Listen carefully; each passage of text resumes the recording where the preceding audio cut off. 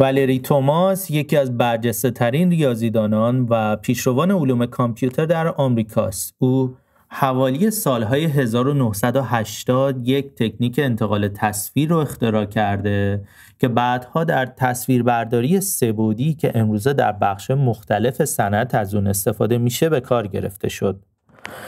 والری که از سال 1964 تا 1995 در ناسا به عنوان دیولپر و مهندس و پژوهشگر کار میکرد، تیم تحقیقاتی رو رهبری میکرد که کارش این بود که سیستمی رو توسعه بدن که تصاویر ماهواره‌ای ناسا رو دریافت و تحلیل کنه.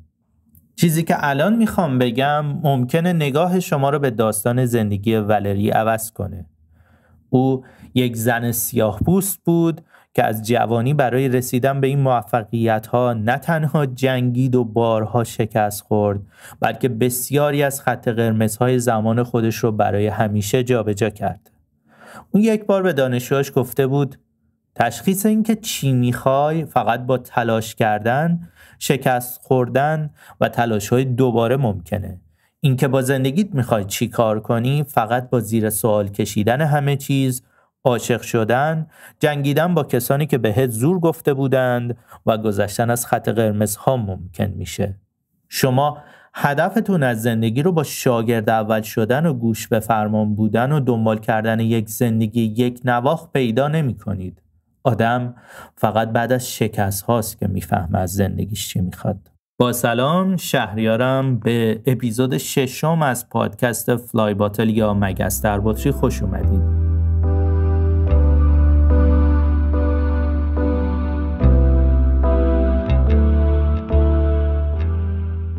گفتگوی این شماره از پادکست فلای باتل درباره زندگی و کاوش‌های فلسفی یک ریاضیدان و فیلسوف جوان ایرانیه که تا حدی شبیه به والری توماس موفق شد بر چالش‌هایی مثل تغییر رشته و مهاجرت غلبه کنه و مشارکت‌های مهمی در فهم ما از نقش ریاضیات در توضیح جهان ارائه بده. مهمان این شماره از پادکست مگس در بطری آتوسا کثیرزاده است. سرگذشت علمی و مطالعات فلسفی آتوسا شاید یکی از جالب‌ترین مثال‌ها در گذشتن از مرزهای از پیش تعیین شده و کشف دوباره هدف زندگیه.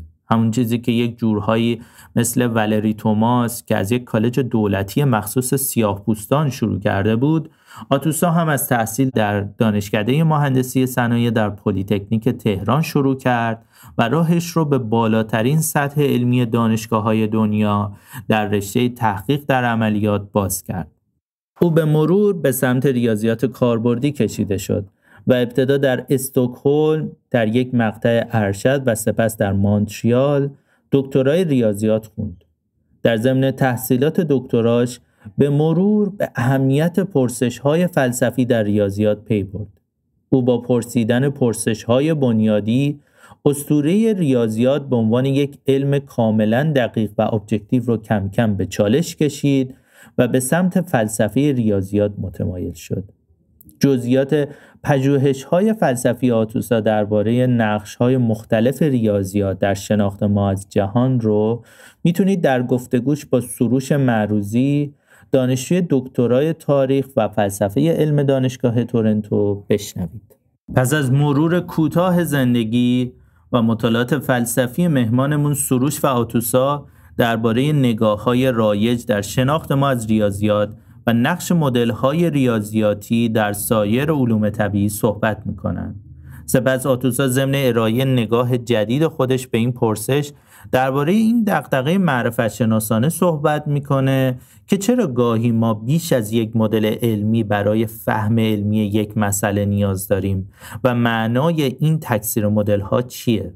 در آخر هم سروش و آتوسا کمی درباره این صحبت می‌کنند که اعداد و سایر مفاهیم ریاضیاتی آیا وجود دارند و اگه آره وجودشون از چه جنسیه. قبل از اینکه بریم سراغ این گفتگو بگذارید این رو هم اضافه کنم که بعد از قتل ژینا امینی و شروع جنبش زن زندگی آزادی در ایران، آتوسا یکی از برجسته ترین اساتید دانشگاه بود که کوشید آرمان‌ها و اهداف این جنبش رو با نگارش مقالاتی در نشریات بزرگ علمی نظیر نیچر با جامعه علمی جهان به اشتراک بگذاره. او توجه روشنفکران جهان رو به محدودیت‌ها و سرکوب جامعه دانشگاهی در ایران جلب کرده، چیزی که به زودی امیدواریم نتیجه بخش بشه. در توضیحات این اپیزود لینک مقالات و نامه‌هایی که آتوسا در نگارش آنها نقش داشته رو با شما به اشتراک میگذاریم. بدون هر گونه فوت وقتی شما رو به شنیدن این اپیزود دعوت میکنم.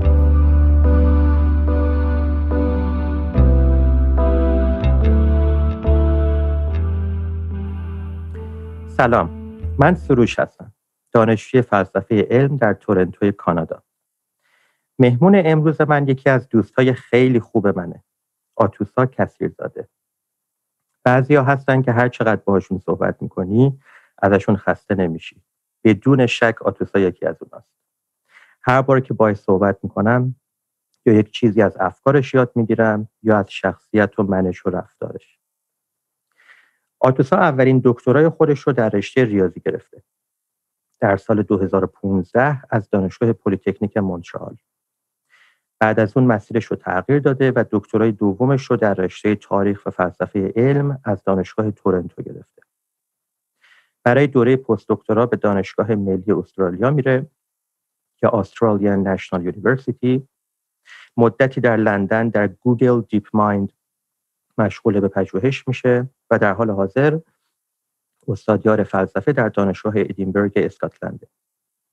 آتوسا در حوزه‌های اخلاق و فلسفه هوش مصنوعی، نقش ریاضیات در علوم تجربی و اجتماعی، دلالت‌های اجتماعی و معرفت شناسانه مدل‌های ریاضیاتی و محاسباتی و چیزهای از این دست کار میکنه. عنوان تز دکترای فلسفه آتوسا اینه: Applying Mathematics to the Natural and Social World، یا به کارگیری ریاضیات در جهان طبیعی و اجتماعی. آتوسا تز دکتراش رو پارسال، یعنی در سال 2021 دفاع کرده. محور اصلی گفتگوی امروزمون فصل سوم تز دکترای آتوسا است. این فصل با عنوان A New Role for Mathematics in Empirical Sciences، یا نقش جدیدی برای ریاضیات در علوم تجربی، در ژورنال معتبر Philosophy of Science یا فلسفه علم منتشر شده. در قسمت توضیحات پادکست میتونین لینک مربوط به مقاله آتوسا رو ببینید. با این هشدار که اگر میخواید مقاله رو دقیق بفهمین باید اون رو بخونین و به گفتگوی ما اکتفا نکنید. آتوسا واقعا ممنونم که دعوتمون رو قبول کردی. خیلی دلم تنگ شده بود برای همصحبتی باهات و خوشحالم که به بهانه این پادکست این فرصت دارم که دوباره به قولی باهات بفلسفم. خوش اومدی. مرسی سروش عزیز از اینکه منو دعوت کردی و همینطور از اینکه تصمیم گرفتی این سری پادکست رو آماده کنی. واقعا من منتظرم که به بقیه پادکست ها، قسمت دیگه پادکست گوش کنم و خیلی خوشحال میشم که امروز بتونم بخشی از کارامو و بک‌گراندامو شیر کنم. مرسی خیلی لطف داری آتوسا. ببین، قبل از این که بریم سراغ اصل ماجرا که اون بحث حالا فلسفی مونه، حول و شکار خیلی جذابی که انجام دادی، من واقعا با شوق و اشتیاق خوندمش. دوست داشتم که اگر اجازه بدی یکم در مورد گذشتت بهم بگی. ببین، من فکر میکنم که یک باری که چند سال پیش باهات صحبت میکردم تو حتی میگفتی قبل از اینکه ریاضی بخونی مهندسی میخوندی اگر اشتباه نکنم. اگر میشه توضیح بده که چجوری این مسیر پرپیچ و خم اومدی و چی شد خلاصه از اونجا کشیده شدی به سمت حوزه‌هایی که الان توش کار میکنی. مرسی. خب من وقتی که ایران بودم و دبیرستان بودم ریاضی رو خیلی دوست داشتم. در واقع عاشق ریاضی بودم. معلمای ریاضی فوق‌العاده‌ای داشتم. دوست دارم ازشون تشکر کنم اینجا، خانم توکلی و خانم رفیعی که خیلی خیلی نقش زیادی داشتن توی این ایجاد علاقه و عشقی که من به ریاضی داشتم. و همینطور پدرم که خودشون ریاضی و مهندسی صنایع خونده بودن و خیلی به من کمک میکردن بعضی وقتا که سوالای ریاضی پرسیدم و همیشه یه جوری برخورد میکردن که یعنی ریاضی خیلی چیز پیچیده نیست و خلاصه من خیلی خوش شانس بودم. آدم‌هایی معلمای ریاضی بودن که بهم یاد دادن ریاضی خیلی چیز جذابی میتونه باشه، پیچیده نیست و به خاطر همین تصمیم گرفتم که توی دانشگاه رشته ریاضی رو بخونم. در واقع انتخاب اولم، یعنی چیزی که خیلی دوست داشتم خودم، خوندن ریاضی محض بود. ولی خب وقتی کنکور دادیم و رتبه کنکورم شد 590، خیلی از کسایی که باشون صحبت میکردم، معلمای پیش دانشگاهی، همه اینطوری بودن که خب شاید ریاضی محض بهترین رشته نباشه، ریاضی کاربردی و مهندسی مثلا آیندهش خیلی مشخص داره. و منطقه بود که خب ریاضی محض آخرش میخوای استاد دانشگاه بشی و اگه به ریاضی کاربردی خیلی خیلی گزینه‌های بیشتری برات بازه. و خب منم پدر خودم اقتصاد مهندسی دانشگاه شریف درس می‌دادن، دانشگاه شریف مهندسی صنایع خونده بودن. نمیتونم، شاید چون خیلی رول مدل بودن یا اینکه خیلی دوست داشتم وقتی باشون صحبت کردم تصمیم گرفتم راه پدر ادامه بدم. البته باید کاملا روشنسازی کنم که هیچ فشاری از طرف پدر یا معلم‌ها وارد نشد، تهش تصمیم خودم بود. و رفتم دانشگاه امیرکبیر مهندسی صنایع تحلیل سیستم ها خوندم و خیلی خیلی شیفته تحقیق در عملیات شدم که در واقع یه بخشی از ریاضی کاربردی و ریاضی محضه که هدفش مدل کردن یه مسئله تصمیم گیریه. هر مسئله تصمیم گیری میتونه باشه، میتونه تو زمینه تصمیم گیری برای برنامه ریزی اینکه تو کدوم بیمارستان چه پرستاری باید باشه، یا اینکه میتونه تصمیم گیری در مورد برنامه‌های خلبان‌ها و کمک خلبان‌ها باشه توی صنعت هوایی و هر نوع تصمیم گیری دیگه که فکر کنیم. و برای من خیلی خیلی جذاب بود که چجوری روش‌های مختلف مدلینگ، یعنی مدل سازی با ریاضیات و همینطور الگوریتم‌های کامپیوتری با هم دیگه دست به دست هم میدن، با هم یه جوری ازدواج میکنن و باعث میشن که ما به این مسائل تصمیم گیری به صورت خیلی جالبی فکر کنیم. ریاضی پشت این تحقیق در عملیات و کاربردهاش واقعا برای من خیلی خیلی جالب بود. بعد از اینکه لیسانسمو گرفتم رفتم شهر استکهلم، کشور سوئد، در دانشگاه رویال انستیتوت آف تکنولوژی فوق لیسانسمو توی همین رشته مهندسی سیستم ها و تولید گرفتم و همین علاقم همچنان تحقیق در عملیات بود و برای دکترا تصمیم گرفتم برم کانادا، شهر مونتریال، و توی مونتریال تحقیق در عملیات فکر کنم توی کشورهای زیادی توی دنیا توی دانشکده ریاضی یا علوم کامپیوتر درس داده میشه. توی آمریکا بیشتر تحت عنوان مهندسی صنایع است. در واقع محتوای چیزه ولی اسم مدرک ها چیزهای مختلفیه. و در واقع فرق خیلی زیادی هم من خودم نمیبینم بین ریاضی کاربردی و مهندسی یه جورایی ریاضی کاربردیه. بخاطر همین اسم دکترام شد دکترای ریاضی، ولی خودم من همیشه یه کسی میبینم که بیشتر تو زمینه مهندسی و ریاضی کاربردی فعالیت کرده و اونقدر دانش ریاضی محض رو نداره که ریاضیدان‌هایی که ریاضی محض ندارن. ببین، یعنی الان تا اینجا که تعریف کردی ولی هنوز خیلی ذهن درگیر مسائل فلسفی نشده، نه؟ یعنی بیشتر همون علاقه به ریاضیات داره تو رو ادامه میده. چه طور افتاد که اون تغییر انجام دادی در ادامه؟ خب من موقعی که ریاضی میخوندم، یعنی حتی ایران وقتی که دبیرستان میرفتم، من ادبیات خیلی دوست داشتم و ادبیات فلسفی، رمان، ادبیات فلسفی، خود فلسفه یعنی شاید فکر کنم یکی دو تا کتاب فلسفه خونده بودم، ترجمه از بعضی از کارهای برتراند راسل و خیلی به نظرم خوش بود و باهاش در واقع وقتی که ایران دانشگاه میرفتم در واقع با اون موضوعات خیلی کانکت نشدم. ولی ادبیات فلسفی برام خیلی جالب بود. رمان‌ها به نظرم همیشه پر از فلسفه بود و این همیشه یک کار جانبی بود که انجام میدادم. خودم وقتی که ایران لیسانسمو انجام میدادم یه وبلاگ داشتم به اسم شب دلتنگی که چند روز پیشا فهمیدم اصلا پرشین بلاگ در واقع انگار دیگه اصلا نیست و نابود شده و وبلاگ از بین رفته. ولی توی این شب دلتنگی در واقع چجوری بگم، مثلا در مورد چیزهای مختلفی که حس می‌کردم، حالا اجتماعی، شخصی، خیلی ادبیات یعنی داستان‌های کوچیکی می‌نوشتم.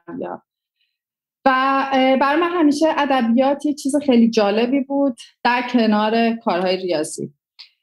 وقتی که از ایران اومدم بیرون و مخصوصا وقتی که توی کانادا داشتم دکترام میخوندم، خیلی علاقه‌مند شدم که یکم در مورد فلسفه ریاضی در واقع یاد بگیرم و سال آخر دکترای ریاضیم بود که یه درسی توی دانشگاه مکگیل گرفتم، تاریخ و فلسفه ریاضی، و واقعا میتونم بگم که احساس میکنم فقط با همون درس، یعنی وقتی سر کلاس رفتم و موضوعاتی که توی فلسفه ریاضی مطرح خوندم، یه جورایی عاشق شدم و احساس کردم فلسفه ریاضی و این نوع فضا دقیقاً یه ازدواجی بین علاقه‌های من به ریاضی کاربردی و اون بخش ادبی یه جورایی، حالا نه دقیقاً، ولی خب یه جورایی در واقع این دوتا فضا رو با همدیگه میاره، کنار همدیگه میاره. و یه چیزی که برام خیلی خیلی جالب بود این بود که یه بخشی از دکتر ریاضی من در واقع تمرکزش روی تئوری گراف بود. یکی از موضوعاتی که توی تئوری گراف مطرحه یه سری کانجکچرهای مختلفیه که یه سریاش از توسط ریاضیدان معروف اویلر مطرح شده.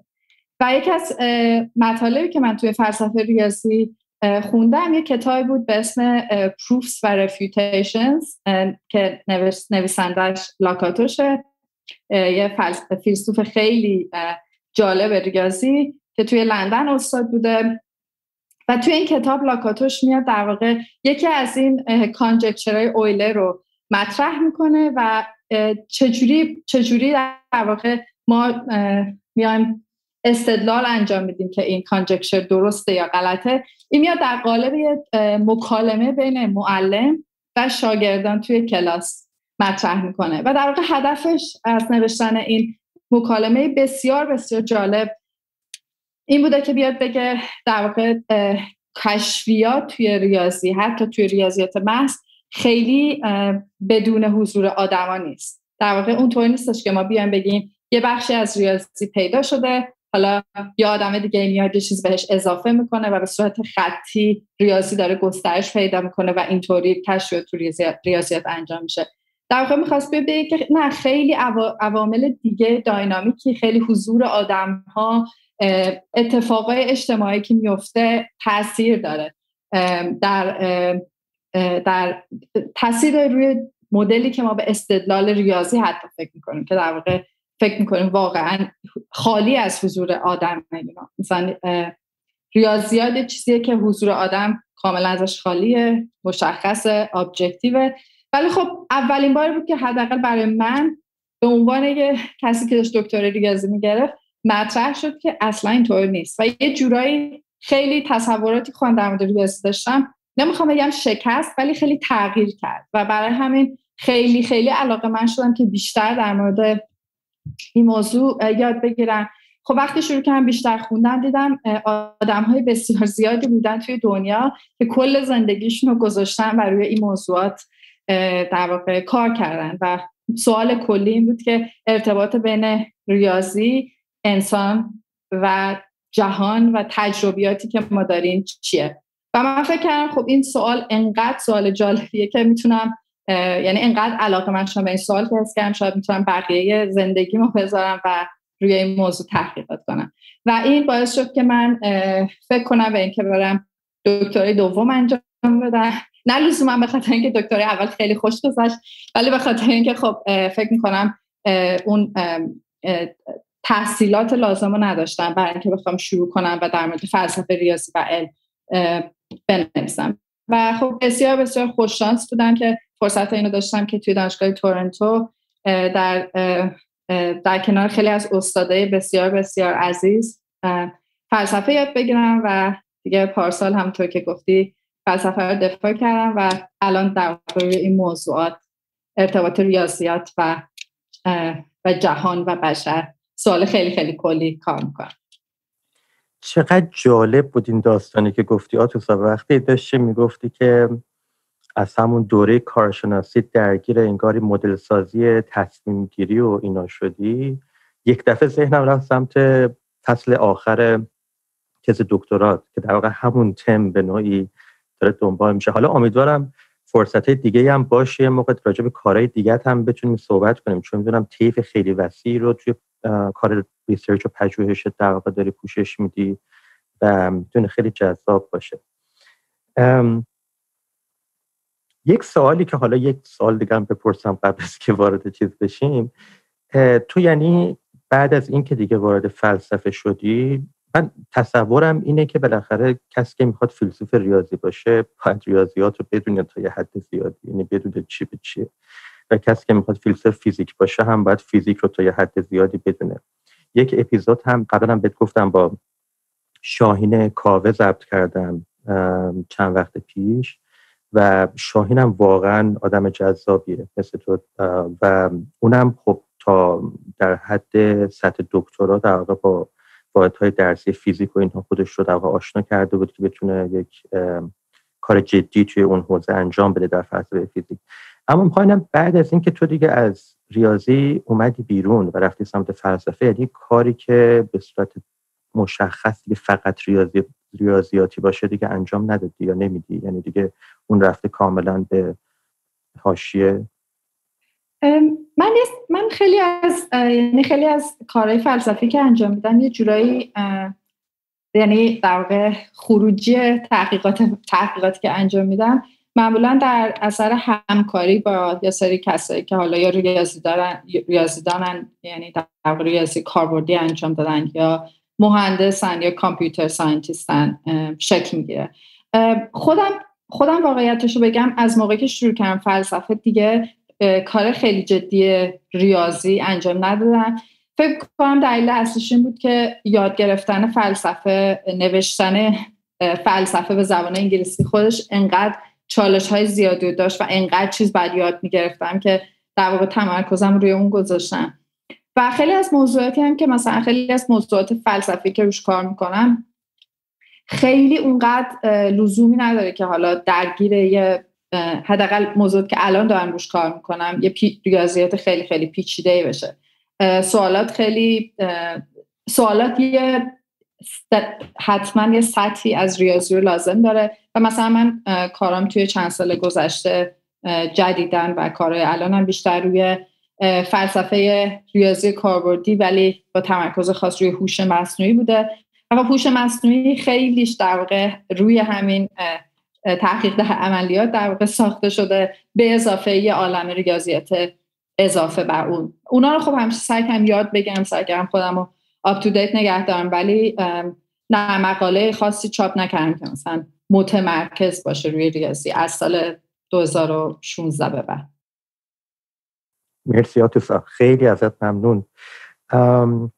اگر اجازه بدیم میخوام برم سراغ اصل مطلب. در واقع این مقاله که توی در واقع همطور گفتم یکی از فصول تز دکترات هست که بعد توی ژورنال فلسفه علم در واقع منتشر شده. من قبلنها اینو خیلی سطحی مثلا حالا تورق کرده بودم، مثلا شاید فکر میکنم 2 ماه 3 ماه پیش بودم چیزی بود، ولی گفتم بهانه این پادکست بشینم دقیق از اول تا آخر بخونم و کیف میکردم وقتی میخوندمش. واقعا اصلا حس خوبی بهم میداد وقتی با توجه به اینکه خب نویسندش هم آشنا بود، حسش بیشتر از حد معمول بهتر بود. ببین به نظر میاد که دغدغه اصلی حداقل توی این کار کاربرد ریاضیات در علوم تجربیه و اینکه چه نقشی ممکنه ریاضیات بتونه اونجا ایفا بکنه. چنانچه توی کارت هم در واقع مطرح کردی، خب افرادی هستن که توی این زمینه پیشتر نوشتن، نگاه‌هایی بوده.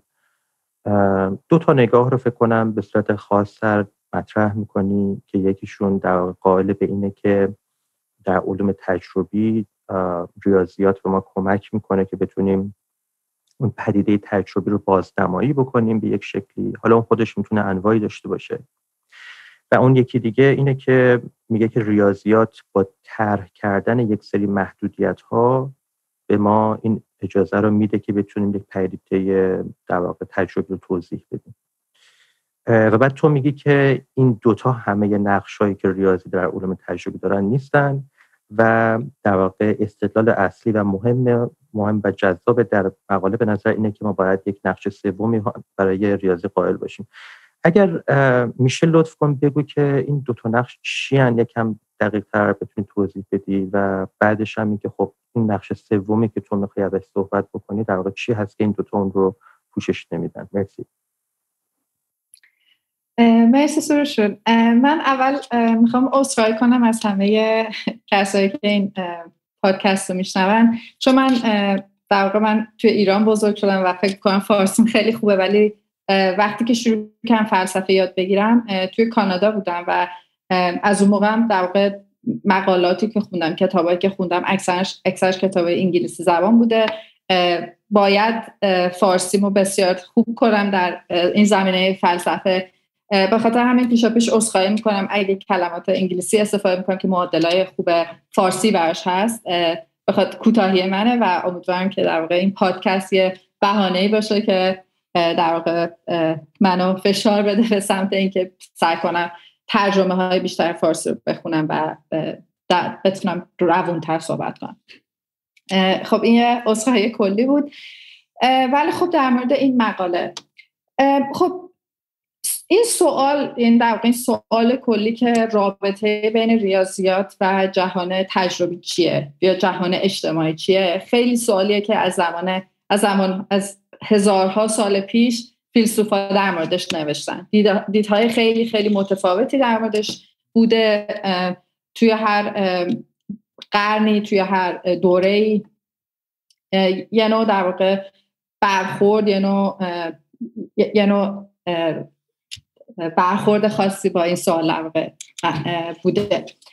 و خب شاید مثلا از قرن 20 به بعد، به خاطر اینکه خیلی همه چیز یه جورایی بیشتر متمتیکال شد، یه جورایی بیشتر، یعنی ریاضی یه جورایی رفت وارد علوم و علوم رو خیلی پیچیده کرد، دیگه خیلی مشخص نبود که آیا ما ریاضی رو فقط به عنوان یه ابزار داریم استفاده می‌کنیم یا یه چیز خیلی پیچیده تری داره اتفاق میفته. مثلا خیلی از تئوری‌های فیزیکی که ما الان داریم انقدر پیچیده است، در واقع بهش میگن فیزیک ریاضی، متمتیکال فیزیکس، که خیلی معلوم نیست آیا ما داریم فقط ریاضی رو استفاده میکنیم تا در مورد یه چیز فیزیکال صحبت کنیم یا اینکه چه اتفاقی داره میفته. و فکر میکنم که مثلا شاهین حتما در مورد این موضوع و پیچیدگی اینا در واقع صحبت کرده و خیلی خیلی خیلی موضوع جالبیه این که نقش ریاضی توی علم فیزیک چیه. خب فیزیک هم شاید جزء یکی از قدیمی ترین علومه، به خاطر همین در مورد نقش ریاضی توی علم فیزیک بسیار چیزای زیادی گفته شده. ولی خب من با توجه به بک‌گراند خودم و چیزایی که بهش علاقه من بودم و روش کار کرده بودم، احساس کردم که خب ریاضی توی خیلی خیلی از زمینه‌های دیگه هم استفاده شده. توی زیست شناسی ما از ریاضی استفاده می‌کنیم، علوم اجتماعی از ریاضی استفاده می‌کنیم و یه جوری خیلی کنجکاو شدم که ببینم ریاضی توی اون زمینه‌ها، توی اون علوم چه نقشی داره. خب بعد برای اینکه بتونی، یعنی در واقع خودم برای اینکه بتونم خیلی یه کانتکست خاص بدم به کاری که دارم میکنم، لازم بود که حرفی که دارم میزنم و یه جورایی در ارتباط با حرفهای دیگه که فیلسوفای علم معاصر زدن بیام در ارتباط با اونو قرار بدم. و توی در واقع ادبیات معاصر دو نوع به صورت خیلی خیلی کلی بسیار فیلسوفای زیادی در مورد این موضوع نوشتم، ولی اگه بخوام یک کاریکاتور از قضیه بدم اینه که دو تا در واقع دید متفاوت وجود داره برای اینکه بگیم ریاضی چه نقشی ایفا میکنه توی علوم. یه نقشی که شاید برای همه ما خیلی خیلی مشخص و واضح باشه اینه که ما میایم به یه قسمتی از حقیقت یا یه قسمتی از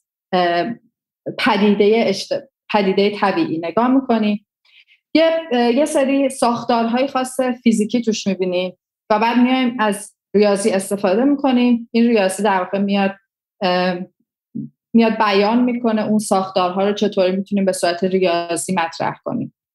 مثلا وقتی که ما میخوایم بیایم ببینیم مثلا یه ذره‌ای چطوری داره، یه ذره که داریم با چشم میبینیم چطوری داره حرکت میکنه توی یه فضای، توی یک محیط خیلی خاصی.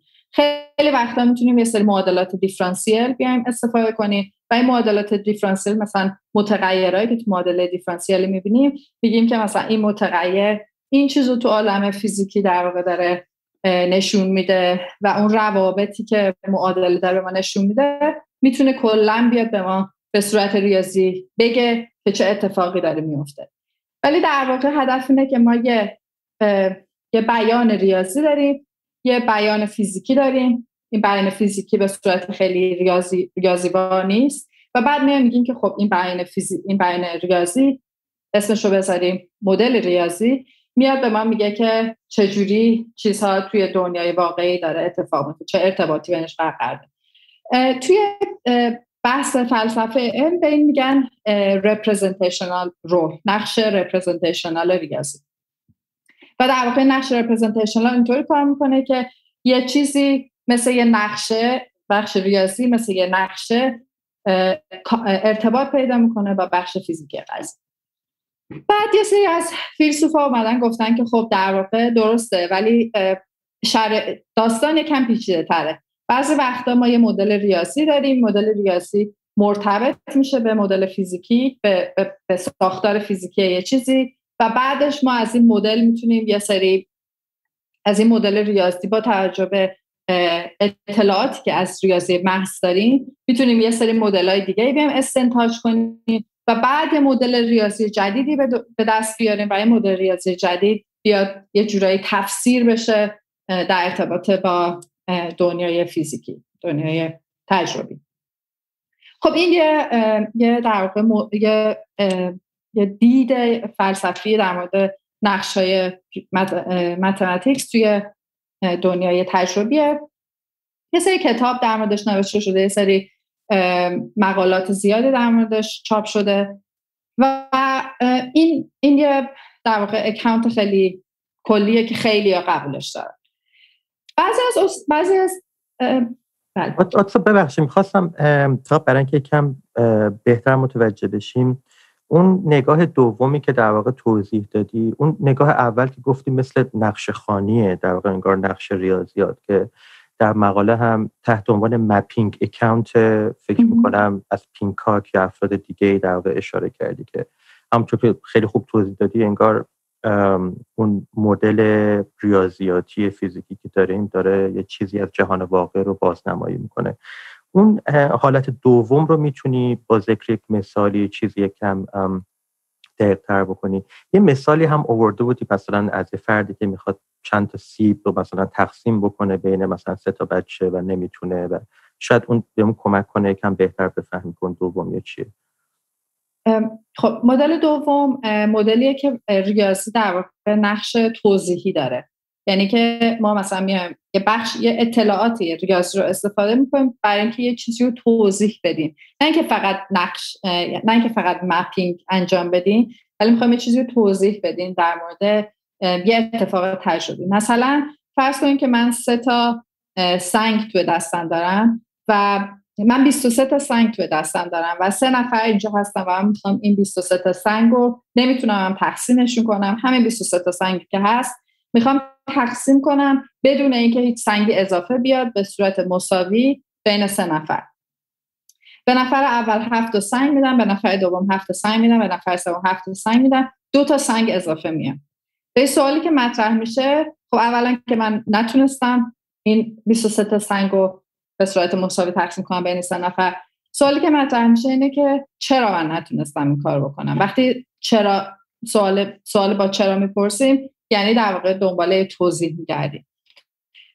بعضی میگن به خاطر دلیل اینکه من نتونستم این 23 تا سنگ رو تقسیم عادلانه کنم بدون اینکه چیز اضافه بیاد اینه که توی عالم ریاضی عدد طبیعی 23 هیچ وقت نمیتونه تقسیم بر 3 بشه و هیچ باقی مونده نیاد. به خاطر این حقیقت ریاضی من نتونستم این کار رو تو دنیای تجربی انجام بدم. و بعضی از فیلسوفا مثلا مارک لنگ گفتن که این در واقع این واقعیت ریاضی این اتفاق تجربی رو میاد توضیح میده و دلیلش اینه که ریاضی قدرتی داره، قدرت محدود کننده داره و این قدرت محدود کننده انقدر قویه که حتی میتونه در واقع کارهایی که من دارم توی دنیای تجربی انجام میدم محدود کنه. پس این هم یه نظر دومه. پس تا حالا ما در مورد 2 تا نظر صحبت کردیم. یکی این که ریاضی میاد مپ میشه روی دنیای تجربی، ساختارهای ریاضی مپ میشن روی ساختارهای دنیای تجربی و در واقع کلمه درست هم طور که تو گفتی اینه که بازنمایی میشه، یه بازنمایی ریاضی از ساختارهای تجربی داریم. و گزینه دوم هم اینه که در واقع ریاضی میاد محدود میکنه، ساختارهای ریاضی یا حقیقت ریاضیات میاد محدود میکنه کارهایی که ما تو دهان تجربه میتونیم بکنیم. مرسی آتوسا، عالی. حالا بهمون بگو که چی میتونی اضافه کنی به این 2 تا نگاهی که اینجا داریم. من توی جورنال نیچر فکر کنم یه مقاله خوندم، خیلی مقاله جالبی بود. یعنی اصلا قبل از این که بخوام فکر کنم که بخوام این مقاله رو که الان در موردش صحبت میکنم با جزئیات وارد فضای فلسفه کنم، خودم خیلی خیلی جذاب برام این در واقع فعالیت علمی بسیار بسیار فعالیت جالبی. خب موضوع چی بود؟ موضوع این بود که یه تیم تحقیقاتی توی دانشگاه ژنو شروع کردن مطالعه کنن که در واقع یه نوع خیلی خاصی از مارمولک داشتن، یه مارمولک بزرگی که میتونستن ببینن چطوری رنگدانه های روی پوست این مارمولک تغییر پیدا میکنن و چطوری این مارمولک مثلا از رنگ قهوه‌ای کم رنگ یا کرم تبدیل میشه به، یعنی دارای پوستی میشه که اون پوست هم رنگدونه های سبز داره هم رنگدونه های مشکی و این تغییر رنگ بسیار بسیار جالب بود برای این زیست شناسان.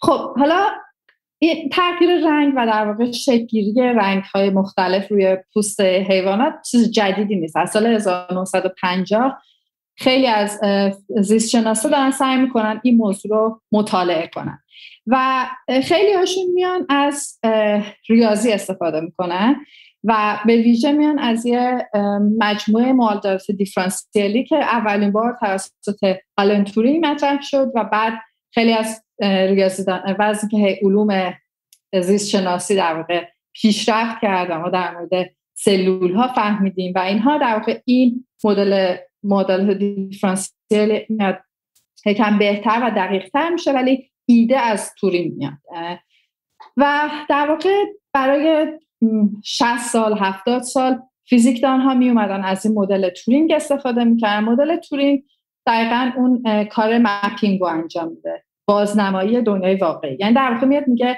ما هر کدوم از سلول های کوچیکی، سلول های پوستی حیوان رو که با چشم نمیتونیم ببینیم، معادل یه متغیر ریاضی توی معادله دیفرانسیلی و انواع مختلف سلول ها تو عالم واقعیت وجود داره، انواع مختلف متغیرها توی فرمول ریاضی وجود داره و در واقع معادلات دیفرانسیلی میان دینامیسم بین این در واقع سلول های زیست شناسی رو میان بیان میکنن با یه حالت ریاضی ولی کاملا ما میتونیم بفهمیم معنی بیولوژیکالش چیه. ولی این زیست شناسا توی دانشگاه ژنو خب اون اطلاعاتو داشتن ولی چیزی که در واقع میان مشاهده میکنن با چشمشون و یه چیزی هم که خیلی مهمه و بعد همجا روشن کنم اینه که ما همونطور که گفتم این معادلات دیفرانسیلی میاد در واقع بازبینی میکنه از تغییراتی که روی رنگدانه های سلول پوست انجام میشه در مطالعه این در مطالعه تغییرات پوستی این مارمولک و این سلول هایی که معادله تورینگ در واقع میاد بهش اشاره میکنه سلول هایی هم که فقط زیر میکروسکوپ دیده میشن، یعنی با چشم بشر همینطوری دیده نمیشن. پس در واقع چیزی که ساختاری که معادلات تورینگ میان ارتباط بهش پیدا میکنن تو دنیای تجربی ساختاری که ما فقط زیر میکروسکوپ میتونیم ببینیم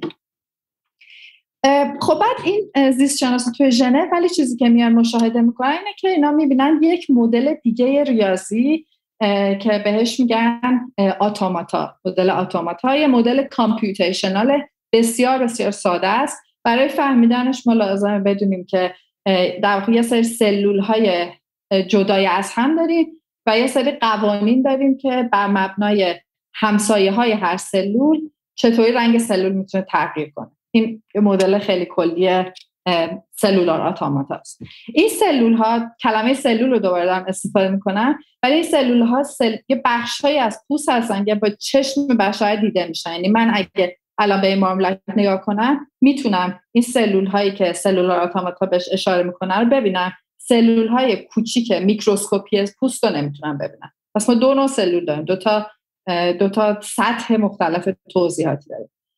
این زیست شناسا دیدن که در واقع اینا میتونن یه مدل ریاضی بر مبنای سلولار اتوماتا بنویسن که این مدل ریاضی دقیقاً میاد مپ میشه روی تغییر شکل و تغییر رنگ پوست این مارمولک، ولی ما میتونیم این تغییر رو ببینیم.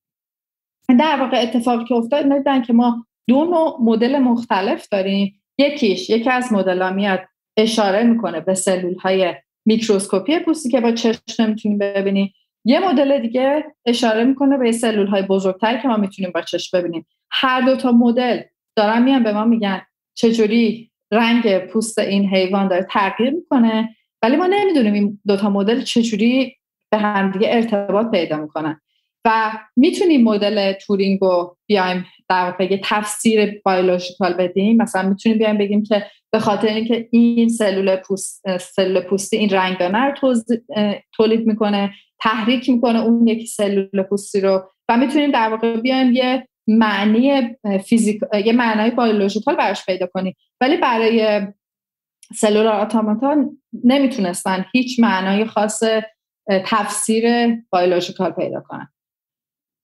بعد برای من خیلی جالب بود که حالا سوالی که مطرح شده بود برای این زیست شناسا این بود که این دوتا مدل چطوری به هم دیگه مرتبط میشن و سلولار اتوماتا مدل های خیلی خیلی معروفی شدن توی دنیای کامپیوتیشنال و خیلی ها وقتی میخوان مثلا الگوهای بسیار بسیار پیچیده کامپیوتری تولید بکنن از یه مدل خیلی ساده سلولار اتوماتا استفاده میکنن و همونطور که گفتم مدل ساده فقط میاد میگه اگه همسایه های این سلول فلان فلان فلان فلان بود اون وقت این اتفاق میفته. و بعد وقتی همه اینا با هم دیگه گسترش پیدا میکنه توی زمان، یعنی هی تو از سلول کوچیک شروع میکنه با یه سری قوانین و اجازه میدی زمان تولید سلول های بیشتری بکنه بر مبنای این قوانین، یه الگوهای پیچیده خیلی خیلی جالب کامپیوتیشنال میبینه و به خاطر همین این نوع مدل خاص خیلی جالب بود برای این زیست شناسا. حالا این زیست شناسا هم که گفتن زیست شناس بودن، یه چیزایی در مورد کامپیوتیشن میدونن، یه چیزایی در مورد کامپیوتر ساینس میدونن، یه چیزای ساده در مورد ریاضی میدونن، ولی نمیدونن دقیقاً این دوتا مدل ریاضی چطوری میاد به هم دیگه مرتبط میشه. توی ژنو یک استاد ریاضیه که جایزه فیلدز مدال برده، همون جایزه که مریم میرزاخانی هم برد و این استاد ریاضی محض کار میکنه و اصلا هیچ کار و همکاری با زیست شناسا نداشته. ولی بله در واقع این فردی که میگه خودش از نویسنده های این مقاله بوده یا خودش یکی از کسایی میشه که این مقاله رو مینویسه. درسته. بعد این فرد میاد از دانش ریاضیات محضی که داشته به این زیست شناسا میگه که شما اگه بیان از این اکویوالنس، دوال اکویوالنس استفاده کنین، این دوال اکویوالنس که در واقع یک دانش کاملا ریاضیه و درستی این دوال اکویوالنس فقط با یک تئوری، یعنی با یک استدلال ریاضی میاد اثبات میشه. این ریاضیدان میاد بهشون میگه اگه شما بیاین از این دانش ریاضی استفاده کنید، این سوالی که داریم که چطوری این دوتا در واقع آنالیز مختلف بیولوژی که از طریق این دوتا مدل ریاضی در واقع ما میایم بازبینیشون میکنیم، میتونیم بفهمیم این دوتا چطوری به هم مرتبط میشن. و برای من این داینامیک خیلی خیلی جالب، مثل همون یه جورای شبیه اون حرفی بود که لاکاتوش داشت میزد که میگفت ریاضی چیزی نیست که فقط بیایم توی مثلا بشینیم فقط همه جا رو خاموش کنیم، بشینیم توی اتاق چیز ریاضی ثابت کنیم. اگه به ریاضی به عنوان خیلی کلی تر نگاه کنیم، شرایط خیلی خیلی پیچیده تره. و برای من این یه بازبینی توی علم داشت که در واقع اینطوری نیست که زیست شناسا بشینن با هم دیگه باعث بشن زیست بره جلو. بعضی وقتا یه دانشه، یه بخشی از ریاضی محض باعث میشه علم زیست شناسی بره جلو. و برای من این مشاهده خیلی جالب بود. سوالی که برام مطرح شده بود این بود که آیا اون تئوری هایی که ما داریم در مورد نقش ریاضیات در علوم میتونه این استفاده ریاضی رو توضیح بده یا نه. و در واقع صحبتی که کردم و در واقع اون حرفی که زدم توی این مقاله این بود که میتونه توضیح بده تا یه حد خاصی، ولی این نقش جدید ریاضی که در واقع همکاری با یه ریاضیدانیه که توی زمینه زیست شناسی کار نکرده و یه چیزی از ریاضی رو میدونه که یهویی مرتبط داره میشه به این در واقع سوال زیست شناسی. اینو در واقع اون روش‌های مختلف ریاضی، یعنی نقش‌های مختلف ریاضی که ما میدونستیم در موردش از طریق فیلسوفای معاصر، در واقع نمیتونن دقیقاً بیان کنن. و برای همین من اومدم گفتم که خب این در مبنای این کیس که یعنی این مثالی که من انجام دادم یعنی در واقع خیلی وارد جزئیاتش شدم توی مقاله و توضیح دادم، گفتم این کیس بیاد به ما نشون میده که در واقع یه نقش جدیدی برای ریاضی وجود داره که حتما یه سری فیلسوفا در موردش صحبت کردن ولی اونطوری که باید و شاید بهش نپرداختن و اسم اون نقش رو من گذاشتم The Bridging Role of Mathematics، یعنی یه نقشی از ریاضی که در واقع پل ایجاد میکنه. باعث میشه که تو وقتی میخوای در مورد دو تا پروسه بیولوژیکال یه موضوعی در واقع دو تا پروسه رو به هم دیگه ارتباط بدی، داری از ریاضی استفاده میکنی برای اینکه در واقع دو تا پروسه بیولوژیکال رو بتونی ارتباطشون رو به هم دیگه ارتباط بدی. و بعد دیدم که در واقع این نقش فقط توی این مثال نیست. این نقش مثلا یه کیس خیلی معروفی توی فیزیک کوانتوم هستش که در واقع دو تا تئوری فیزیک کوانتوم با هم دیگه معادل هم دیگن و در واقع همین نقش در واقع همین بریجینگ رول ماتماتیکس یه جورای اونجا هم به وجود میاد. پس در واقع اگه بخوام خلاصه کنم، یعنی بخوام تو مثلا چند تا جمله بگم چی کار کردم، اینطوری که اومدم یه اکانت، یعنی در واقع یک زاویه آنالیزی که روی رول ماتماتیکس، نقشه ماتماتیکس سوالن تجربه بود، یه زاویه که فیلسوفا ازش میان دفاع میکنن اون اومدن گرفتن، گفتم این اکانت که شما دارین کامل نیست، یه رول دیگه برای ماتماتیکس وجود داره. دو تا مثال دادم و اومدم گفتم این یه رول جدیدیه که ما باید بهش توجه کنیم. یکم سخته بدون نشون دادن تصاویر، بدون نشون دادن معادلات ریاضی و تصویر شکلگیری، یا الان چیزایی که گفتم خیلی ویژوال بود. امیدوارم که تونسته باشم تا یه حد قابل قبولی گفته باشم در واقع فرق بین این دوتا مدل‌های ریاضی چی بوده و بریجینگ رول ماتماتیکس چجوری وارد قضیه میشه. اگر که نتونستم عذرخواهی میکنم، لطفاً به عکسای مقاله نگاه کنید.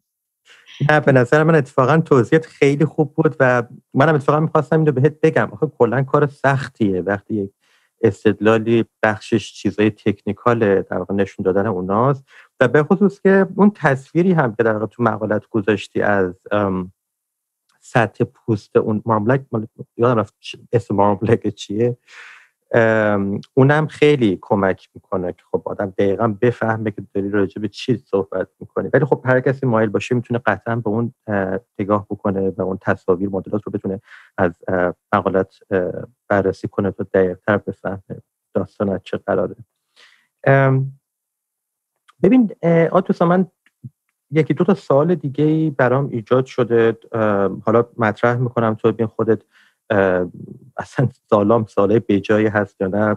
کاملا این محتمله که به جاده خاکی بزنم و منو برگردون به مسیر در واقع اصلی که داریم. یک چیزی که من وقتی مقالت رو داشتم میخوندم خیلی ذهنم رو درگیر کرد وقتی بود که خب به همین مثال خیلی جذاب رسیدی که 2 به نظر سطح توضیح متفاوت یا 2 نوع مدل متفاوت داریم برای اینکه بفهمیم چه جوری داره تغییرات رنگدانه‌های پوستی فلان مارمولک در واقع رخ میده. این گفتی یک سری اون معادلات تورینگ و یک سری هم اون سلولار اتوماتایی که در واقع وجود داره و تو دغدغت فهم در واقع رابطه بین این 2 مدل بود که چه جوری اینا رو باید به هم دیگه مرتبط بکنیم. اون کاری که در واقع همون bridging principle یا شاید بشه قواعدی که پلی برقرار میکنن انجام میدن. من به محضی که رسیدم به این مثال خیلی جذابه، ذهنم رفت سمت مقاله که چند وقت پیشا خونده بودم از مارگارت موریسون. مارگارت موریسون راستی توی کمیته تزت بود یا از استادات بود یا چون فکر کنم میشناختیش؟ بله، مارگارت در واقع یکی از اولین فیلسوفایی بود که به من فلسفه علم یاد داد، در واقع فلسفه کامپیوتر سیمولیشن، معرفت شناسی کامپیوتر سیمولیشن، سمیناری بود که گذاشت. من خیلی دوست داشتم مارگارت توی کمیته تزم داشته باشم، ولی متاسفانه دچار بیماری شدن و خیلی خیلی متاسفانه پارسال فوت کردم و به خاطر همین نتونستم از حضورشون استفاده کنم، ولی با کاراشون آشنا هستم و واقعا کاراشون خیلی خیلی همیشه برای من در واقع یه جورایی خودشون و کارهاشون یه جورایی رول مدل بوده. درسته، آره منم متوجه شدم در واقع توی تزت رو که میخوندم که خب به نظر قرابت زیادی بوده بین حالا نگاه تو یا مارگارت موریسون، ولی آره واقعا جای تأسف داره که فوت کرد. به هر صورت موریسون یه مقاله سال 2011 می‌نویسه که من اونو چند پیشا میخوندم. ببخشید من تخصصی اصلا توی این حوزه ادبیات بحث ندارم، لطفاً راهنماییم کن. اون مقاله حالا من عنوانش رو میگم که کسی براش جذاب بود یا نگاهی بکنه. عنوانش هست One Phenomenon, Many Models, Inconsistency and Complementarity. و توی اون مقاله موریسون میاد توضیح میده که ما در علوم تجربی خیلی وقتا برای توضیح یک پدیده تجربی واحد چندین مدل داریم. توی بعضی از موارد اون تعدد مدل هایی که داریم از لحاظ معرفت شناسانه در واقع دچار اشکال نیست و به نظر مشکلی لازم نیست ما رفع و رجوع بکنیم. خب چند تا مدل داریم. توی بعضی مواقع دیگه به نظر میاد که یک مشکلاتی رو داره به ما در واقع نشون میده اینکه تعدد مدل داریم. مثالی که میاره برای مدل هایی که در واقع اسمشون حالا میگه کانسیستنت هستن یا همخوان هستن، حالا شاید بشه گفت مدل هایی که برای جریان های متلاطم یا turbulent flows داریم که من هیچ ایده‌ای ندارم واسهشون چیه، چون اون حوزه اصلا سوادی ندارم. و مثال دیگه که میاره برای مدل هایی که ناهمخوان هستن، مثال مدل هایی که برای مدل های هسته اتم در واقع مثل این که وجود داره که میگه اونها اینکانسیستنت. تقسیم بندی جذابیه و خب میدونم که حالا حرف آخر هم نیست این مقاله و خودش شروع شده، در موردش کلی افراد نوشتن این کانسیستنسی یعنی چی، این کانسیستنسی یعنی چی و ادبیات بحث خودش رو داره. من یه سوالی که برام ایجاد شد، ممکنه ببخشید بازم سوال بیراهی باشه برام جالب ازت بپرسم، اینه که آیا این bridging principle هایی که تو ازشون صحبت میکنی و قرار نقشه پل رو ایفا بکنن بین 2 مدل، آیا این محدودیت رو ما داریم که این bridging principle ها رو فقط زمانی که برای مثال میگم مدل ها همخوان هستن پیدا بکنیم، یا ممکنه توی مواردی مدل های غیر همخوان هم بشه بینشون bridging principle های در واقع پیدا کرد؟ آیا اصلا نسبتی میبینی، دلالتی میبینی از کارت برای این ادبیات بحث جذاب دیگه‌ای که وجود داره؟ یعنی میتونی تصور کنی خودت یا یک فرد دیگه‌ای بیاد که قائل باشه به نقش ریاضیات به شیوهی که تو قائل هستی، بیاد حرف جدید و جالبی بزنه برای ما در مورد این لیترچر تعدد مدل ها و ببرش به اون سمت؟ ممنون میشم. بگیم مرسی سروش، خیلی خیلی سوال جذابیه و خیلی هم سوال سختیه. برای من سعی میکنم 2-3 تا چیز در موردش بگم، 2-3 تا نظر و نظر خودم در موردش بگم. خب توی قضیه مدل سازی همونطوری که گفتیم همیشه یه جورایی بوده از وقتی ریاضی بوده و آدم‌ها میخواستن بفهمن رابطه بین ریاضی و دنیای تجربه بوده. اولین قدم یه جورایی از طریق مدل سازی بوده و خب یه بحثی که همیشه مطرح شده در طول سالیان سال این بوده که بعضی وقتا آدم‌ها دیدن که خب ما بعضی وقتا همونطوری که خیلی درست گفتی از هر پدیده‌ای که بخوام بیایم بگیم میتونیم توی لول‌های سطوح مختلف آنالیز بیایم مدل برش ارائه بدیم. حتی مثلا آدم رو نگاه کن، مثلا بدن آدم میتونی بیای یه سری مدل ریاضی در مورد شکل‌گیری رنگدانه روی بدن آدم ارائه بدی، رفرنسش به سلول‌های پوست باشه. و میتونی یه جورایی بیای رفرنس بدی به ارگانیسم‌های مختلف، چجوری ارگانیسم‌ها میان در واقع گسترش پیدا میکنن و اینا همشون یه جورایی در واقع کاری که میایم میکنیم اینه که ما یه فنومنا داریم، یک پدیده تجربی داریم، نمیدونیم دقیقاً چجوری بیایم آنالیزش کنیم. ریاضی به ما کمک میکنه که توی لول‌های مختلف با یه دقت خاصی بیایم این پدیده رو مطالعه کنیم. حالا یه سوالی که بعد از این، حالا فرض کنیم چند تا مدل از یه پدیده تجربی داریم، یه سوال خیلی جالبی که مطرح میشه اینه که ارتباط بین این مدل‌ها با هم چیه؟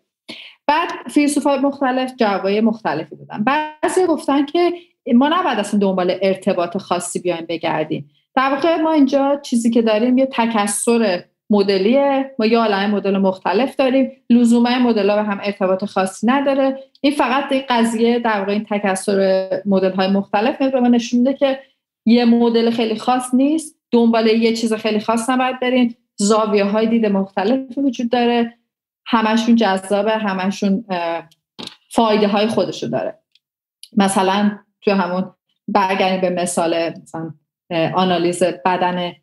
آنالیز بشر، آناتومی بشر، اگه ما بخوایم بیایم مثلا یه سری مدل ریاضی ارائه کنیم که رفرنس میده به پوست بدن، اون شاید برای زیست شناسی سلولی خوبه. اگه میاد رفرنس میده به ارگانیسم های مختلف، برای زیست شناسی ارگانیسم نمیدونم اسمش دقیقاً وجود داره نه خوبه، ولی در واقع هدف اینه، یعنی ایده اینطوریه که مدل‌های مختلف کارایی‌های مختلفی دارن، هر کارایی هم بر خودش خوبه، خیلی رابطه خاصی نباید پیدا کنه. ولی بعضی از فیلسوفا خیلی این اپروچ رو دوست نداشتن. بعضی از فیلسوفا می‌خواستن بگن که نه، آخرش یه مدل خیلی واقعیه، یه مدل عالیه که همه چیو در مورد جهان و طبیعت میاد به ما میگه. مخصوصا فیلسوفایی که خیلی ایده اینو دارن که مثلا علوم بنیادی فیزیکی، مثلا علم کوانتوم فیلد تئوری، میاد در نهایت به ما میگه که دنیا چطوری داره کار میکنه. و یه جورایی اگر بخوایم بیایم یه همچین اپروچی رو قبول بکنیم که همه قبول نمیکنن ولی خیلی قبول میکنن، ایده اینه که خب ما مثلا یه مدل ریاضی داریم از پدیده های تجربی مختلف در مبنای مثلا کوانتوم فیلد تئوری، یه مدل ریاضی داریم بر مبنای علم زیست شناسی، یه مدل ریاضی داریم بر مبنای علم شیمی، یه مدل ریاضی داریم بر مبنای علوم اجتماعی و یه جورای سطح بندی‌های مختلف وجود داره. هدفشون اینه که بیان بگن تهش همه چی رو ما میتونیم بیان یه جورای تقلیل بدیم به اون مدل اساسیه، به اون مدل اصلیه. مثلا سوال اینه که ما با این تکثر مدلی باید چی کار کنیم؟ و بعضی از فیلسوفا میگن تکثر مدلی خوبه، بذاریم به حال خودش، دلایل مختلفی وجود داره که ما این تکثر مدلی داریم و بیشتر از این نباید بریم جلو. بعضی از فیلسوفای دیگه نه، دنبال اینن که یه مدل واقعی حقیقی پیدا کنن و بیان بگن که چطوری این دوتا مدل به هم دیگه ارتباط پیدا میکنن.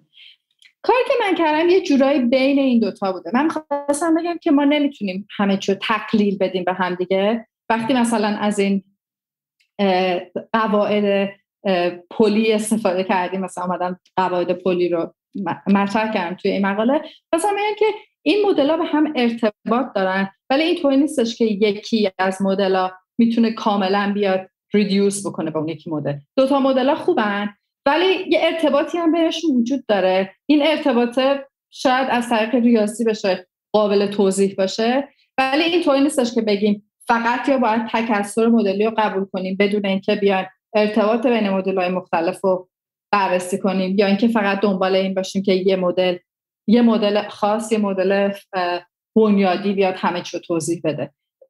در واقع میخواستم بگم که مدلی که دانشمندا دارن کار میکنن خیلی پیشرفته تر از اینه، برای اینکه بعضی وقتا توی عالم فلسفه در واقع فیلسوفا توی شاید مثلا فیلسوفا موقعی که لاجیکال پوزیتیویسم به وجود در واقع خیلی مطرح بود و خیلی قبولش داشتن، هدفشون این بوده که میخواستن بیان یه جورایی رشنالیزیشن بکنن از کاری که دانشمندای مختلف دارن انجام میدن. در واقع کار فلسفه rational reconstruction of scientific practice بوده به فارسی، یعنی در واقع میخواستن بیان یه جورایی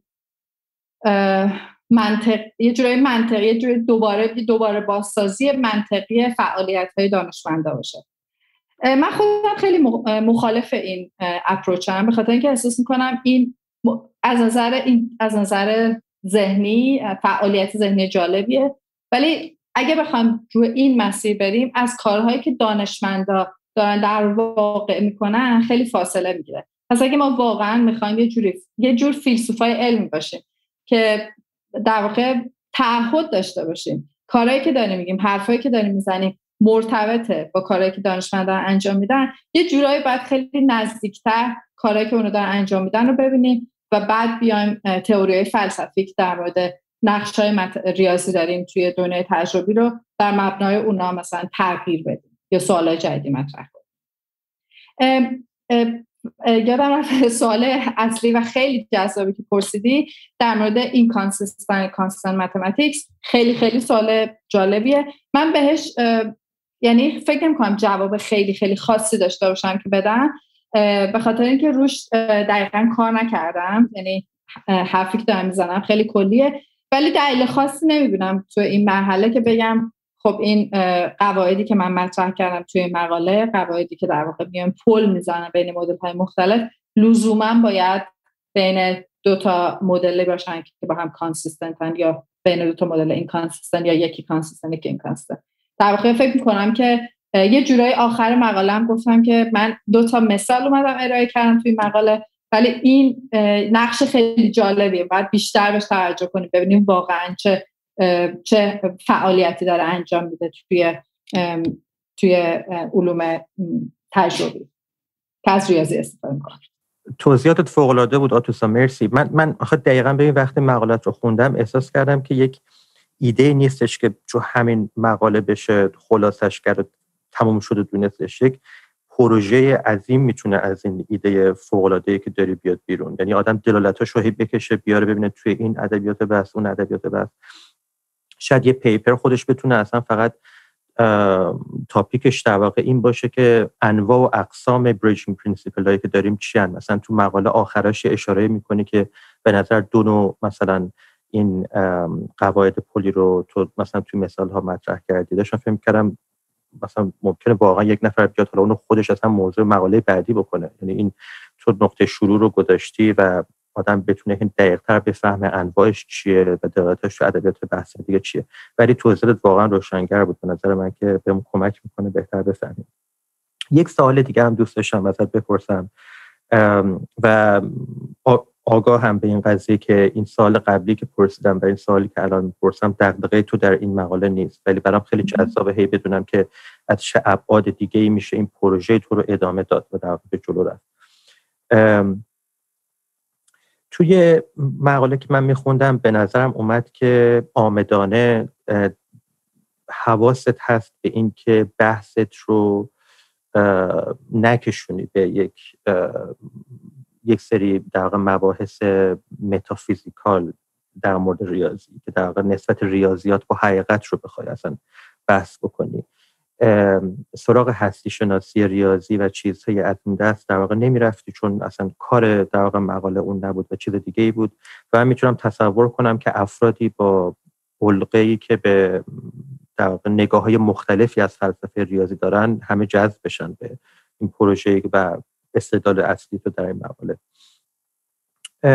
ممکنه کاری که تو این مقاله میکنید دلالت‌های خاصی داشته باشه برای فهم ما از آنتولوژی متماتیکس، یعنی وضعیت هستی شناسانه ریاضی، یعنی نقشش تو اصلا نقشش تو جهانچین من واقعا اصطلاح درستی به کار برای من، یعنی کجای جهانه، یعنی اصلا بخشی از جهانه یا بخشی از ذهن، سوالهای از این هست.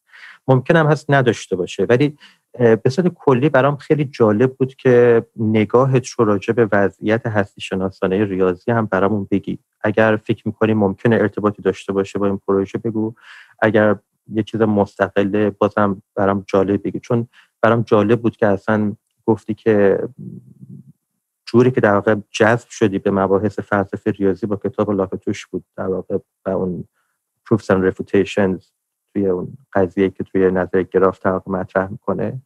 و خب از اون دلالت‌های هستی شناسانه گاهی اینو اون کشیدن بیرون، حالا در موافقت حسیات صحبت شده، در مخالفت حسیات صحبت شده، زیاده گویی نکنم، ولی مثلا یک فردی که برای من خیلی جالبه که در همون راستا قرار میگیره، من خودم بیشتر علاقه من بودم مثلا به کاراش، خب ویتگنشتاینه. و در واقع شما وقتی قسمت هایی که راجع به نگاه های فلسفی ریاضیاتی ویتگنشتاین هست تو پژوهش‌های فلسفه میخونی، میبینی که هی داره دیالوگ بین یک دانش آموز و معلم رو هی داره میگه. خیلی اون فرمی که داره در واقع مطرح میکنه شبیه کاری که لاکاتوش داره در واقع تو این کتاب انجام میده. آیا میخواد بگه در واقع بنیان اجتماعی وجود داره در کنه حقیقت ریاضیاتی؟ آیا میخواد بگه که حقیقت ریاضیاتی رو باید به شکل تجربه گراها فهمید که یه چیزی که هی میتونه تایید بشه، رد بشه، نه یه چیز سخت و صلبی باشه که از ازل تا ابد بوده؟ شاید بشه چیزای مختلفی از این نگاه ها کشید بیرون. خودت آیا به نگاه خاصی در واقع جذب شدی توی این سال‌ها؟ یعنی فکر کنم یکی بهترین افرادی هستی که میتونم این سوال ازش بپرسم، چون سالیان سال کار ریاضی کردی و بعد کار فلسفه، و خیلی مشتاقم که راستش نگاهتو بدونم. مرسی سروشون. خیلی سوال خوبیه و بعد بگم واقعا یکی از سخت‌ترین سوالای فلسفی که من تا حالا باهاش برخورد داشتم و خیلی خیلی راستش رو بخوام بگم خودم همیشه این نظرمو دارم عوض میکنم. به خاطر همین نمیتونم بگم در واقع من این نظر دارم یا اون نظر، ولی فقط یک کمی اطلاعات پیش زمینه میدم برای کسایی که شاید مثلا خیلی وارد هستی شناسی ریاضی نشده باشن، تا اینکه یه جورایی نشون بدن چقدر این سوال سخته. خب دیدای خیلی خیلی زیادی وجود داره در مورد اینکه ریاضی چیه، مثلا اعداد چیه، آیا اینا یه چیزایی هستن که خارج از زمان و مکانن. خب خیلیه که مثلا یه نوع افلاطون در واقع بهش میگن دیدگاه افلاطونی در مورد هستی شناسی ریاضی، یه جورایی میگن که آره اینا همه یه سری عددها، یه سری چیزای ابسترکتی هستن خارج از زمان و مکان و یه جورایی ما بهشون ارتباط پیدا میکنیم. نمیدونیم چه جوری ارتباط پیدا میکنیم، یه چیز پیچیده‌ایه، ولی واقعیت اینه اعداد چیزای خارج از زمان و مکانن، اینجا نیستن، فیزیکال نیستن. خیلی‌ها با این نظر مخالفن. بعضیا انقدر مخالفن که مثلا میگن که حقیقت، واقعیت اعداد یا واقعیت تئوری ریاضی مثل واقعیت شرلوک هولمزه. مثلا میگن که در واقع اعداد چیزی تخیلی هستند، در واقع حقیقتشون مثل حقیقت شرلوک هولمزه، وجود دارن، درستن، توی قصه، توی تخیل. بعضی دیگه کاملا مخالف با این ایده، میگن اصلا اینطوری نیست، این مدلی نیست، اصلا اینطوری نیست جوری که ریاضی کار میکنه.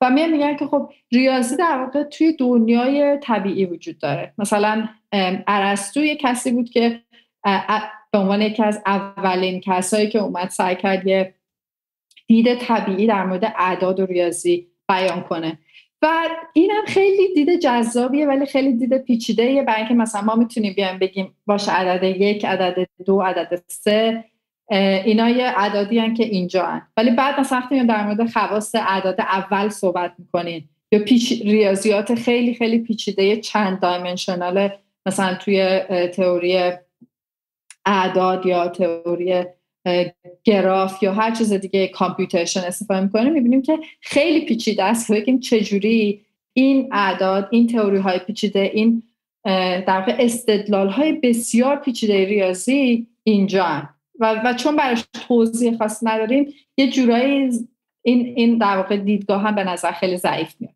یه دیدگاه دیگه که به نظر من خیلی جذابه و میتونه در آینده یه جوابی به ما بده، الان جوابی نداریم در موردش، اینه که یه جورایی بیاد بگه اعداد، تئوری های چیزایی که در نهایت از ذهن ما میان، از ارتباط ذهن ما با دنیای اجتماعی. یه جورایی بیایم مثلا ازدواج بین ویتکنشتاین و نوروساینس در واقع بیایم ایجاد کنیم. یعنی درسته که ما در واقع انسان یک حیوان اجتماعیه، خیلی از کارهایی که داره میکنه، خیلی از تئوری هایی که داره، چه توی ریاضی، چه توی علوم، چه توی هر چیز دیگه، به خاطر این اجتماعی بودنش ایجاد میشه. حتی میتونیم بیایم بگیم مثلا میتونیم از داروین استفاده کنیم و بیایم بگیم که در واقع این اصلا یه مزیت اجتماعی توی پروسه در واقع تحول حیوانات مختلف، انسان و بعد از انسان، در واقع ریاضی کمک میکرده که ما مثلا ادپت بشیم با محیط. و خب یه سری تحقیقات خیلی جالب جدید که به نظر من هنوز خیلی بدوی هستن ولی پیشرفته میشن، اینه که در واقع بیایم ببینیم کدوم قسمت از ذهن ما داره چیزای مختلف ریاضی رو تولید میکنه و در واقع به مغز انسان نگاه کنیم و بیایم دنبال تولید ریاضیات توی مغز آدم باشه. به نظر من آینده این طبیعی کردن ریاضی که من خودم خیلی دوست دارم یه طبیعی گرا بشم، ولی الان جواب خیلی خوبی ندارم، یعنی هنوز خیلی قانع نیستم که طبیعی گرایی، تئوری های طبیعی گرایی ریاضی که داریم تا الان قشنگ کار واقعی رو انجام میده. فکر میکنم که در واقع طبیعی گرایی توی با نگاه کردن به نوروساینس و علوم اعصاب شناسی در واقع میاد این یه جواب جذابی برای این سوال هستی شناسی ریاضی پیدا میکنه. ولی خودم یه میکسی هم بین افلاطونی دیدگاه افلاطونی خیلی دوست ندارم، ولی وقتی به ریاضی خیلی پیچیده نگاه میکنی میبینی نمیتونی بیای بگی اونا اینجان یا فقط تولید اجتماعی صحبت یک آدم با آدم دیگه، خیلی به نظر پیچیده تر میاد. و همین خودم فعلا این سوالو گذاشتم کنار. فکر کنم لازمه که یک فیلسوف پخته تری بشم، ان شاءالله 10 سال دیگه میتونیم با هم صحبت کنیم، امیدوارم موقع جواب بهتری داشته باشم. الانم جوابت واقعا برام جالب بود، یعنی من هیچ ایده‌ای ندارم چیزی که میگی اصلا چه شکلیه، یعنی به کار بردن نوروساینس در این بحث به شدت پیچیده و جالب، ولی فقط میدونم که وجود داره همچین چیزی. یکی از دوستای اتفاقا خیلی خوبه دیگه منم به نام سینا حضرتپور، دانشگاه جانز هاپکینز داره پستاکش رو کاتگوری تئوری در واقع کار میکنه. یه بار داشت از این چیزها برام میگفت، من الکی سر تکون میدادم که میفهمیدم ولی نمیفهمیدم راستش رو. حالا بعد یه بار فکر کنم با اون راجبه اصلا صحبت کنم. آتوسا واقعا لطف کردی. سوال آخرمه، بهت قول میدم دیگه بعدش بهت اجازه میدم که بری. من اولش هم اشاره کردم تو طیف وسیعی از کارها رو در واقع پوشش میدی توی تحقیقاتت و حالا درسته ما تمرکز بحثمون روی مقاله بود که تو منتشر کردی، ولی میدونم تو حوزه‌های هوش مصنوعی برای مثال زیاد کار میکنی، نسبتش با اخلاق چیه، جوایز خیلی مهمی هم توی اون حوزه در واقع بردی که حالا افرادی اگه مایل باشن میتونن در واقع نگاه بکنن سایت شخصی تو و ببینن کارهای دیگه تو و شیوهی که در واقع تایید شده یا اکنالج شده توسط دنیای آکادمیک خارج از اون. بگو که الان بیشتر به صورت کلی تحقیقاتت روی چی هستش، چه کارهای دیگه‌ای در واقع میکنی که برات جالبه و خودتو مثلا از الان تا چند سال آینده تو چه مسیری می‌بینی، تو چه حوزه‌هایی رو داری کار میکنی. یک ایده‌ای به اون بدی، فکر می‌کنم خیلی جالب باشه. شاید بتونم حالا چند ماه آینده باز ازت یه وقت دیگه بگیرم روی که دیگه کارات هم باز صحبت کنم. ممنون. مرسی سروشون. خب من وقتی که داشتم تزم رو تموم می‌کردم در واقع 3 تا چپتر اول تزم رو روی این کار کردم که ریاضی چه نقشی داره ایفا میکنه بیشتر توی دنیای تجربی و اجتماعی. خیلی در مورد فیزیک من کار نکردم، میگم به خاطر بک‌گراند خودم یه عالمه زمینه‌های کاربرد ریاضی بوده که فکر میکنم فیلسوفا خیلی جالب میتونن در موردش بگن. خیلی از فیلسوفای علم برای مدت طولانی واقعا تمرکزشون روی فیزیک بوده و به خاطر اینکه فیزیک پخته ترین علمیه که ما داریم شاید مهمترین علمیه که ما داریم، ولی خب خیلی از کاربردهای دیگه ریاضی هست. مثلا توی هوش مصنوعی، در واقع هوش مصنوعی یه بر مبنای حالا هوش مصنوعی که امروزه ما داریم ازش استفاده میکنیم که بر مبنای ماشین لرنینگ یه جورایی و نیورال نتورکس، شبکه‌های عصبی، اینا در واقع یه ارتباط خیلی جالبی بین تئوری‌های محاسباتی کامپیوتیشنال و یه سری تئوری‌های ریاضی ایجاد میکنن. و خب ما یه عالمه کامپیوتر داریم، یه عالمه دیتاهای عجیب و دیتا ست‌های خیلی خیلی بزرگ داریم و خب این مدل‌ها الان دیگه بی‌نظیر شدن، برای اینکه این مدل‌ها در واقع یه چیز خاصی که دارن اینه که اینا یاد میگیرن از دیتا. ما بهشون نمیگیم، مثل یه مادر نیست که بیاد به بچهش بگه این کارو بکن اون کار نکن، بیاد به بچهش قوانین نشون بده.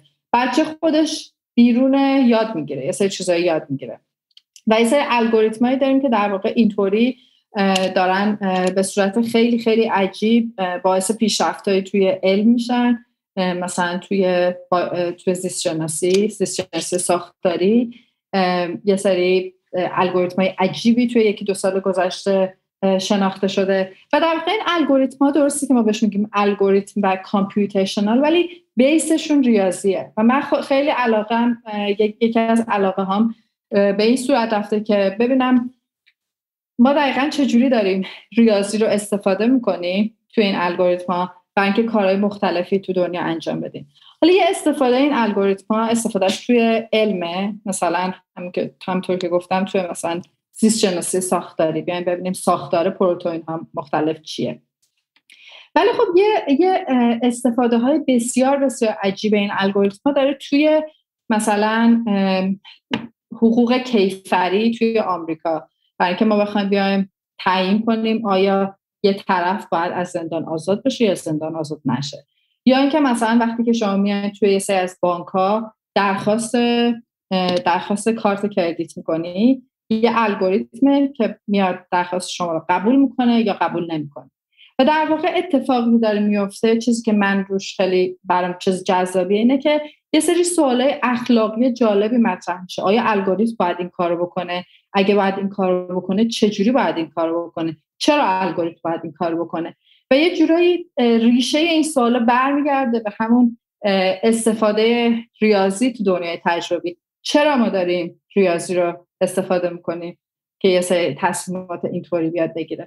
و این بحثا خیلی جالبه به خاطر اینکه یک عالمه از روزنامه‌نگارا هر روز بیشتر و بیشتر تو کشورهای مختلف میان اشاره میکنن به موضوعات اخلاقی خیلی خاصی که در واقع از استفاده این الگوریتما داره مطرح میشه و من ایدم اینه که برای اینکه ما بتونیم خیلی از این سوالای اخلاقی رو درست جواب بدیم، در نهایت این الگوریتم‌های ساختار ریاضی دارن و باید ببینیم در ارتباط بین این ساختار ریاضی الگوریتم و تصمیماشون توی دنیای واقعی اون سوال اخلاقی کجا دقیقاً داره مطرح میشه. آیا به خاطر اینه که ما این الگوریتم رو واقعاً داریم استفاده میکنیم یا اینکه آیا ما میتونیم به الگوریتم یاد بدیم، این مدل ریاضی یاد بدیم که بتونن تصمیم اخلاقی بگیرن.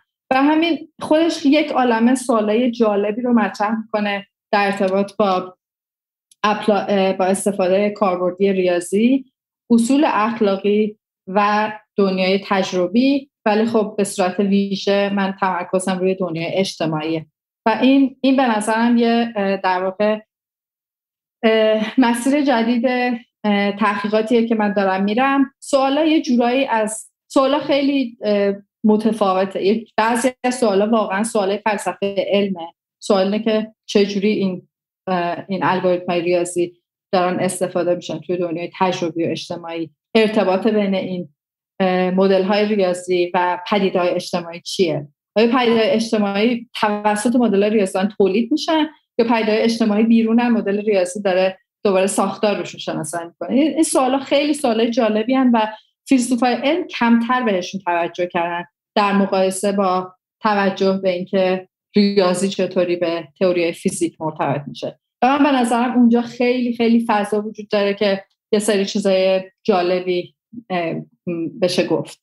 و دوباره در ارتباط با اینم یه سری سوالات اخلاقی مطرح میشن که مثلا آیا ما میتونیم به این الگوریتم‌های ریاضی یاد بدیم تصمیم‌های اخلاقی بگیرن، چجوری باید اخلاقیات و مدل ریاضی کنیم، آیا میتونیم بکنیم یا نه. در واقع این فضایی که تحقیقات آینده من داره به طرفش میره. آتوسا خیلی ازت ممنونم، واقعا بخش جالبی بود و وسوسه شدم بشینم حالا کارهایی که اخیراً انجام دادید این حوزه هم بشینم بخونم. مثلا تعطیلات آخر هفته در هفته پیش رو تفریح جالبی میشه واقعا. ولی لطف کردید، از وقت بی نهایت ممنونم، چون میدونم حسابی سرت شلوغه ولی وقت گذاشتی. از صمیم قلبم ازت ممنونم و مطمئنم که چیزای زیادی بیشتری همچنان میشه ازت یاد گرفت. خیلی شب خوبی داشته باشی. حالا امیدوارم که بازم فرصت دیگه پیش بیاد و بتونیم با هم صحبت بشیم. خیلی خیلی لطف کردید. مرسی سروش. شبت بخیر. مرسی.